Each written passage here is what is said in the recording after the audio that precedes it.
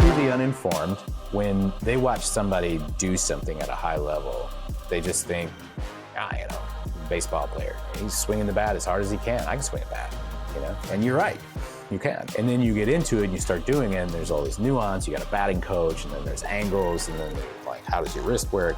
I'm like, crap, there's way more to it than I thought. But then once you master all of that, it becomes autonomous. You just focus on the fundamentals and the basics. From humble beginnings, Insurance Claim HQ has grown to one of the largest property casualty firms in the country. We didn't do it alone, and you shouldn't either. Every week, we're talking to claims professionals and top experts from all over, all to help you grow your business and make you stronger. Let's level up together. I'm Galen Hare. Welcome to the Level Up Claims Podcast.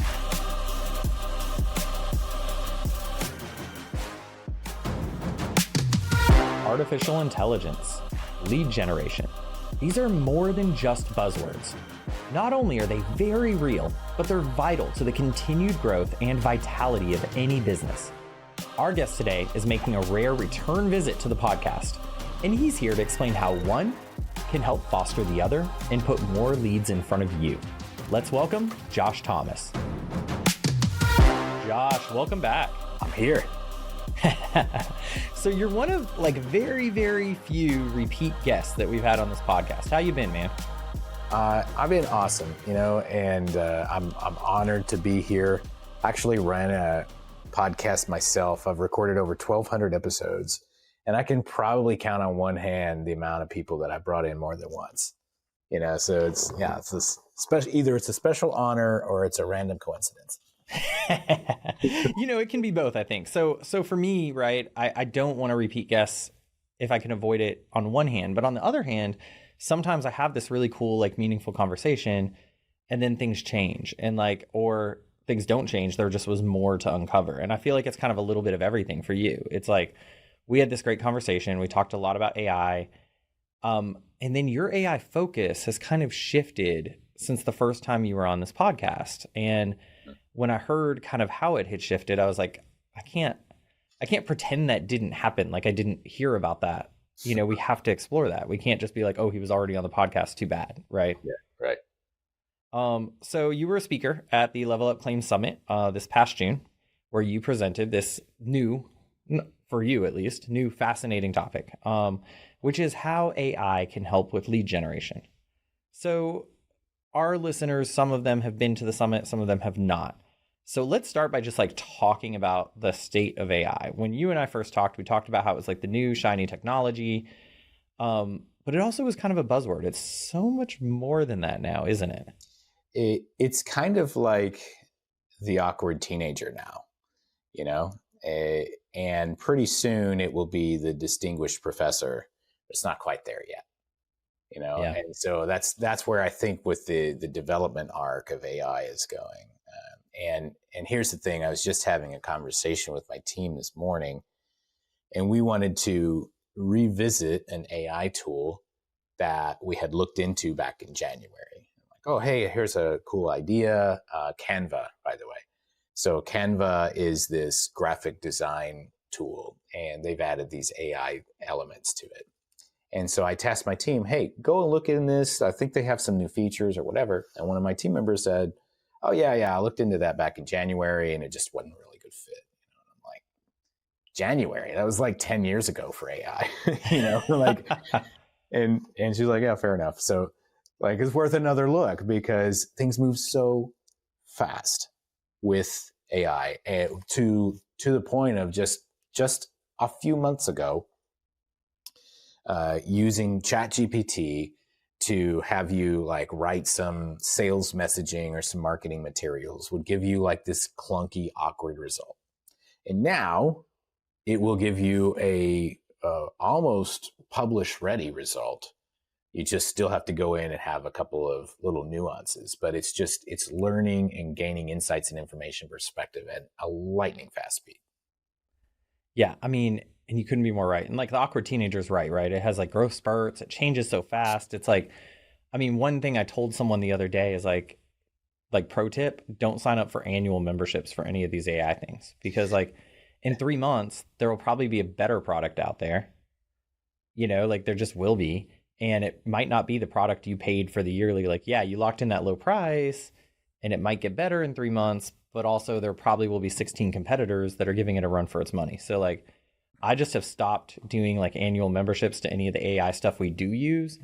And I hate that because I'm such like a brand loyalty guy. Like if you're my vendor, you're my vendor. And like, as long as you continue to deliver what you said you would do, like I will ride with you. I will pay you even if I end up not using your product, like, cause I like my relationships. But with these AI companies, it's changing so fast. Yeah. That like, can you be a responsible business owner and lock your company into an annual fee for some AI product only then to have a better product come out and your competitors use that to edge you out? Yeah. And well, that's one way to look at it. And I want to take it upstream a little bit and say that the platform that you're using is almost irrelevant to a certain extent, unless you know how to ask the right questions. And that's where a lot of the things that I'm focusing on right now is less about like, oh, Grok came out, or there's Manus now, and then there's this other thing, and then there's ChatGPT 7.6 or whatever. Forget about that for now, because if I can put in the right inputs, I can get the right outputs, regardless of the system. And that's where like what we've really been using AI for lately is a little bit of a research tool and a little bit of a productivity assistance tool, to where I'm now saving my human energy and my human effort for higher level tasks, because it's taking care of that lower level stuff for me. Garbage in, garbage out. But if you put good stuff in on the front, you're going to get good stuff out on the back. And I can talk through a couple examples like that. But the idea here is let's think about the non-tech part of this. Let's think about the thoughtful idea part of this. Let's think about organizing a strategy, stuff that humans are really good at still, and put that in front of the machine, and then let the machine 10x your speed. Wow. Yeah. And we're going to get into some of those examples. I mean, because like talking about lead gen just generally for a second, even before the AI piece, like you've been in the lead gen and conversion game for years, any of you that don't follow Josh on social media, you should. Every once in a while, he tells these crazy stories. I mean, one was like how I almost got murdered at my own event, I'm paraphrasing that story. And then you left it on like such a cliffhanger too. I was so mad at you. I was like following you for days. I'll tell you I actually set a reminder in my phone to go back and check to see like when you'd post part, 1700. And then at some point it kind of dropped off, and I almost called you to be like, all right, you're stopping what you're doing and you're telling me the rest of the story, because this is insane. But you've been in, I mean, back in 2016, I think you founded Conversion Funnels, but you've been in this lead gen and conversion game. I mean, it sounds like most of your adult life. Yeah, not quite. I'm a little older than that, but about 16 years we've been building sales systems and marketing systems for small business. And here's the thing: there's a quote. It's a Bruce Lee quote, and it said, "Before I learned the art, a punch was just a punch and a kick was just a kick. While I was learning the art, I found out punch was not a punch and a kick was not a kick. After I learned the art, I realized that a punch is just a punch and a kick is just a kick." And it's like, it's one of those things that like, you have to like let it marinate a little bit. But the idea is this, to the uninformed, when they watch somebody do something at a high level, they just think, baseball player, he's swinging the bat as hard as he can. I can swing a bat, and you're right, you can. And then you get into it and you start doing it, and there's all this nuance. You got a batting coach, and then there's angles, and then they're like, how does your wrist work? And like, crap, there's way more to it than I thought. But then once you master all of that, it becomes autonomous, and you just focus on the fundamentals and the basics. Do I have a good, sticking with the batter for a minute, do I have a good stance? Am I squared up on the ball? Am I swinging it fast enough? Because everything else is already taken care of. Same thing with sales and marketing. If we've never done it, It's just basically asking people for money and getting them to say yes or no. And then we get in there and we try to figure it out, and like, there's so much more to it. There's like psychology, and there's childhood trauma. And there was that one time when your customer was 6 years old and dad didn't get him ice cream, and that all factors into our decisions. But after a while, you realize, the only thing that really matters is that I understand what somebody's problem is, and that I have a practical solution that is a reasonable risk for them to try out. And if I can if I can create that situation, then, and I can put it in front of the right person, and their pain is high enough, they're going to say yes. And what I do with AI is I have AI obliterate my pitch. And I'm going to say, this is what I do. This is my product. This is my target audience. Now, I want you to help me brainstorm all of the belief patterns that causes my customer to say no.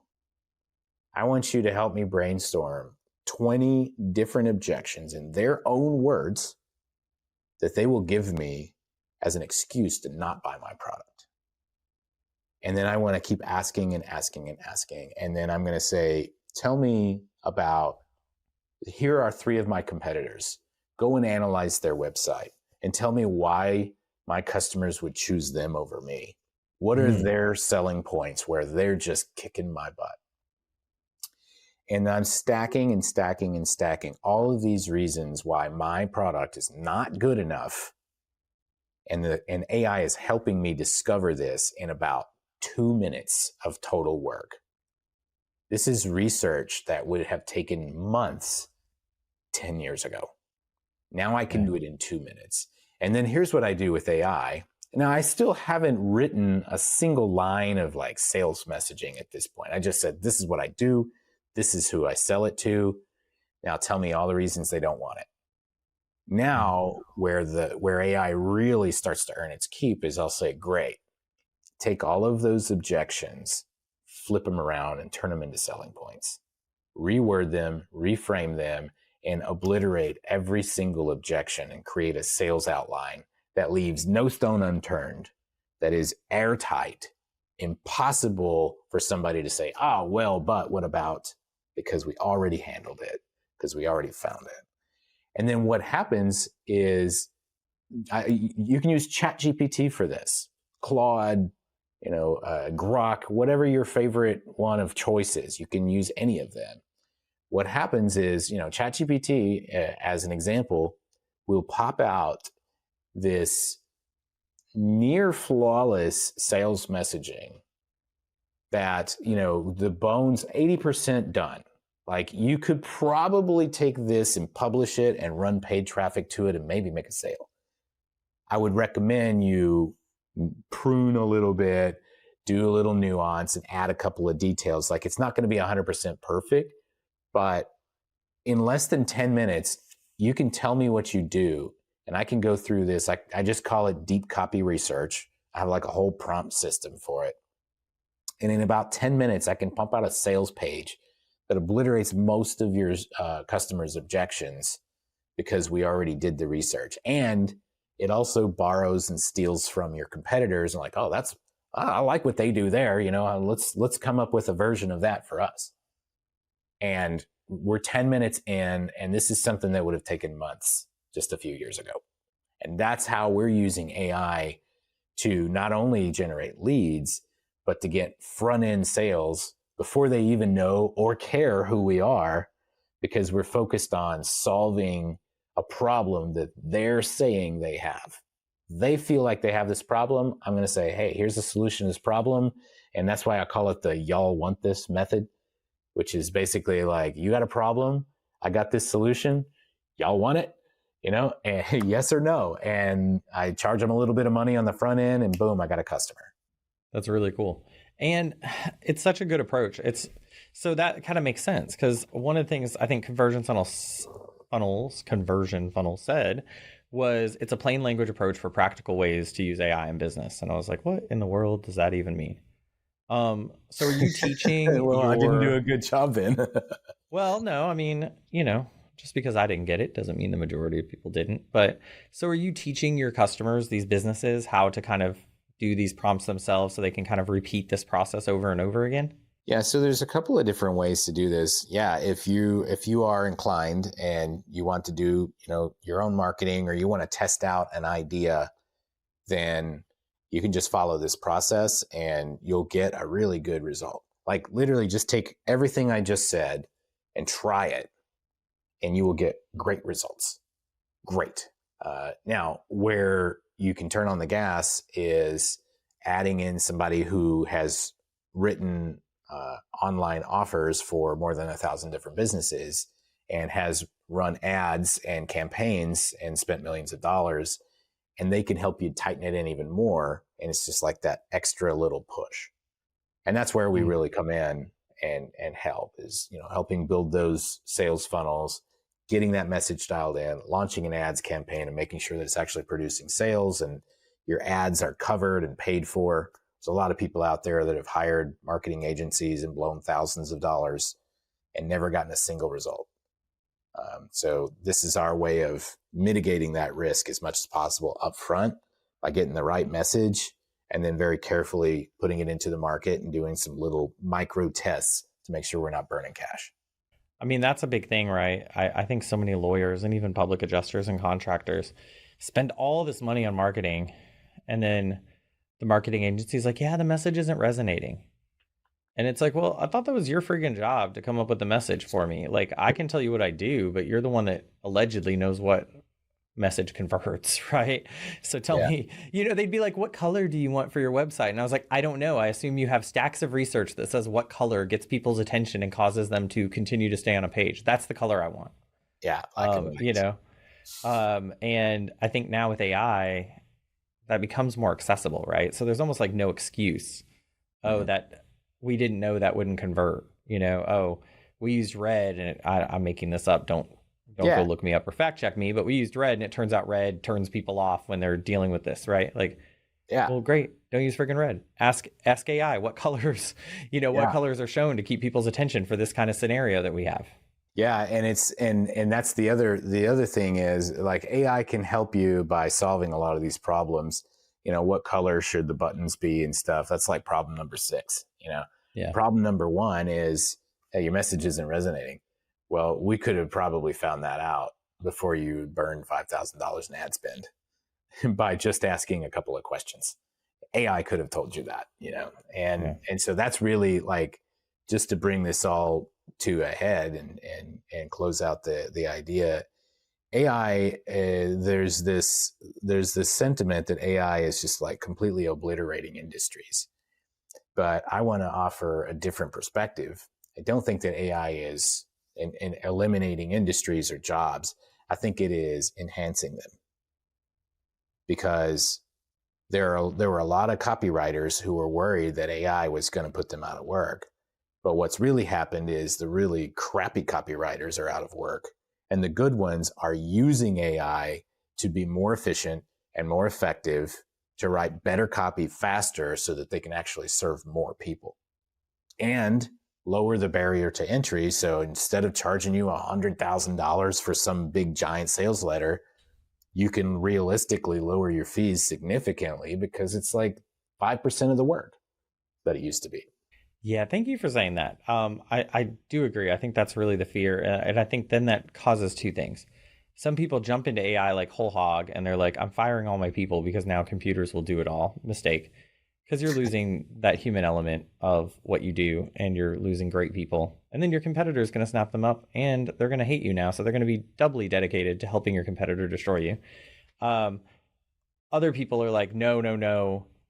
AI is trying to destroy us all, so I'm not going to use it, and I'm not going to touch it. Again, I just don't believe in not having an edge in any competitive environment. I don't believe that it ever makes sense to say, okay, I know all my competitors have access to these things that make their jobs faster, easier, and more accurate.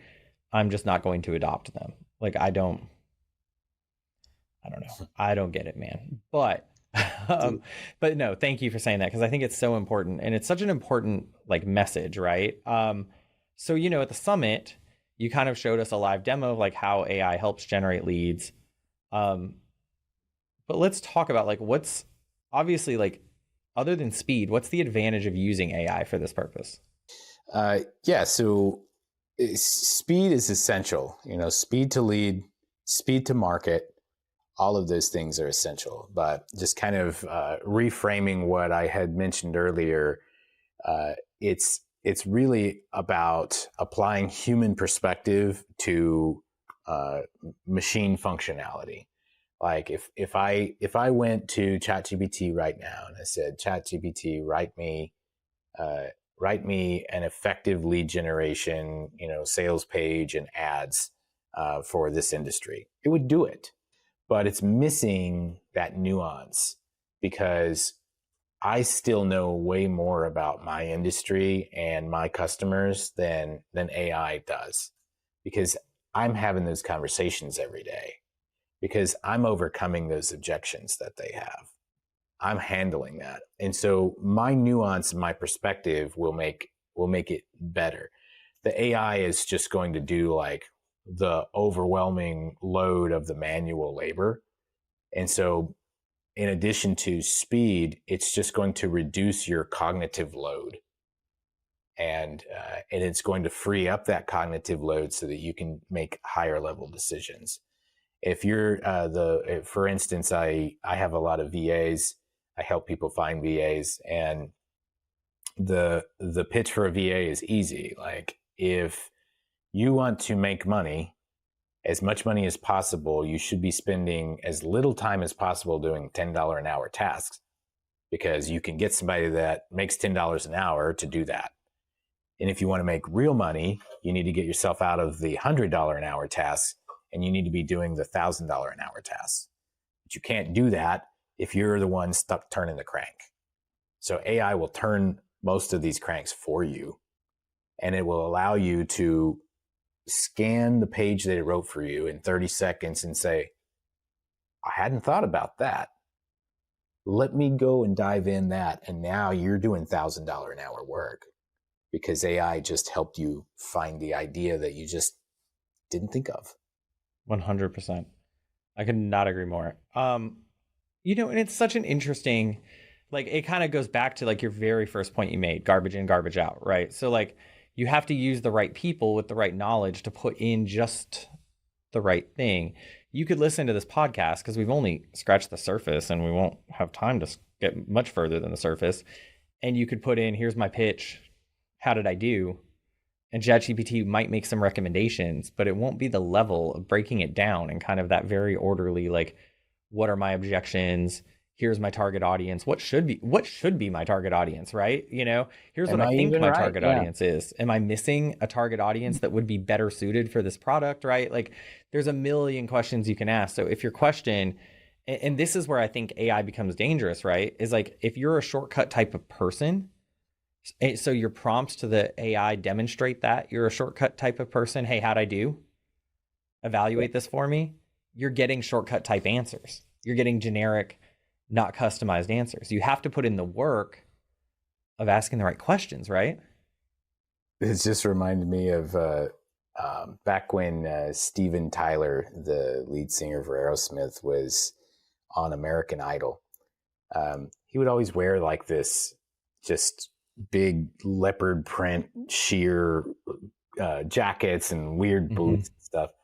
And I remember one time somebody commented on his wardrobe. They're like, "Oh man, you're looking pretty fly there, Steven." And he snapped right back and he said, "Hey, it costs a lot of money to look this cheap." and as you were saying that, I was thinking about that quote, because like, you have to put a lot of effort into getting AI to create a shortcut for you. The more effort you put into asking it and telling it exactly what you want, the better the result's going to be and the faster you're going to get it. And the other objection we're seeing to AI now is that study that came out, which was very true. That was like, they were starting to see a cognitive decline from people that are using AI primarily for work, right? I mean, I don't want to speak for you, Josh, but I think I'm getting smarter. I don't think I'm getting dumber. But I think it's because of the way I'm using AI. I'm not just feeding it. I'm not just giving AI information and saying, do my job for me. I'm That's saying, here are all the things I've thought about. What am I missing? Can you do the research for me so I don't have to spend the 50 hours doing it? But right. I'm not just being like, hey, here's a bunch of info, do a job. That's right. Yeah. You think you're smarter today than you were a year ago, don't you? Yeah. I can definitely tell you that like life isn't getting easier, and our necessity to make decisions is not relenting. We have to make more and more decisions every day. We're dealing with more and more technology, more and more complexity all over the place. And so even if you're not getting smarter, the AI will just help keep you sane because it's just going to get harder until we reach that point of what was it? Singularity, Ray Kurzweil says. In the next 5 years, we will, as humans, actually combine with technology. That's been the prediction for the last 30 years. Mm-hmm. And it's very realistic. At some point, we're just going to plant a chip in our head with OpenAI, and it's going to start making decisions for us as we're walking around. And it's not even science fiction anymore. Yeah, it's not. It's a wild to think about, but I agree. I don't know if it's 5. Hopefully there will be more safety testing than that. But, I do see a world, and I think I'll live to see it, but definitely the next generation will live to see it, where, yeah, you've got a chip in your head and you wonder something like, I don't know, something simple. I'm on a diet. Where should I go to eat? And like your brain automatically pulls, well, hold on, there's 17 restaurants in the area and here's the diet you're on. So you should go to this restaurant and order this, this, and this. Yeah. And you're like, whoa. I can't wait till I can do that, man. That sounds awesome. Yeah, then you still have to do it because you could still be like, well, I don't know, that ice cream sounds good. Pizza. Find me the healthiest pizza in town. And then it like has like a self-correction mechanism, so it'll like shock you, like no pizza. I think that is, okay. So on lead generation, though, one last serious question before we kind of wrap up. On lead gen, where do you think this AI is going in the next like year to 2? Here's what I know. Voice AI is a really cool thing that, most people just haven't cracked. It's a neat toy. Chat, on the other hand, is pretty sophisticated at this point. It's been around for a long time in some capacity, and it's getting better and better and better. So your basic customer service type of stuff is already being replaced by AI. As far as lead generation, that's where, having AI chatbots that can respond immediately to customer inquiries and get them booked on calls and, things like that, that is going to become more common. It's growing now, but I would anticipate it'll be commonplace in the next 3 to 5 years for sure, just because people are catching on to the fact that, as humans, we're impatient. If you're not going to answer the phone and you're not going to get back to me right away, I'm moving on to the next guy. There's settled science behind that. Like, you got 5 minutes. If you don't get back in 5 minutes, I forgot you existed. Yeah. And so AI will bridge that gap by allowing that immediate communication. 3 o'clock in the morning, I'm sitting on the toilet. I want to talk to you about this. AI can do that, even if you're closed. Case in point, I signed a very large contract for this firm, a large contract for this firm. We're spending a lot of money. In the entire shopping process, the entire demo process, every single person I interacted with from this company, as I was reviewing this product, demoing this product, asking questions about this product, getting live demos of this product, negotiating the price of this product, every single person I interacted with was not a person. Every single one of them was AI. Wow. And they were very transparent about that. Yeah. Awesome. But they were selling an AI product. And I think their theory was, screw you. If you can't tolerate talking to AI, you're not the right customer for us, right? That's right. That's the way to do it. But, it's changed. So, Josh, you're amazing as always. I hate that these are so short. But before you go, what does it mean to you? I guess I'll ask you, for the second time on this podcast, to level up. Leveling up, if we just kind of go back to the spirit of what I was talking about earlier. one of the best ways that you can level up is to go back to the beginning. And here's what I mean by that. The Bruce Lee quote. Before I learned the art and after I learned the art, the perspective was the same. Don't overcomplicate anything.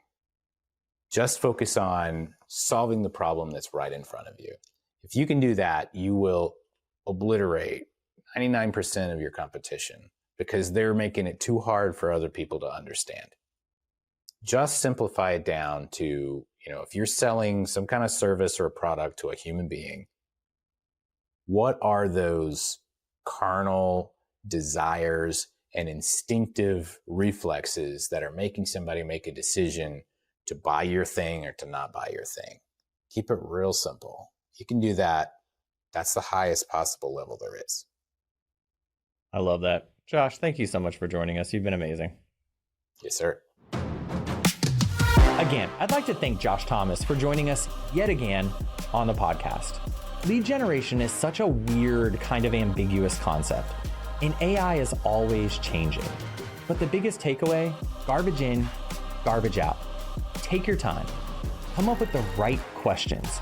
Treat this as seriously as you can, and AI will become a tool that can help make sure your lead generation is at the absolute top of its game. Follow us on Apple, Spotify, or your favorite podcast player.